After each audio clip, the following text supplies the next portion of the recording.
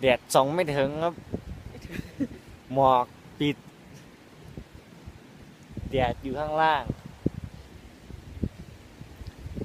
จับเมฆก็ได้เว้ยอยู่ใกล้ๆเดี๋ยวมากฟินเวอร์ฟินเวอร์ฟินเวอร์ยาวฮัลโหลน้อยจิ100 เมตรเดินไปฟินเวอร์ ไปทางไหน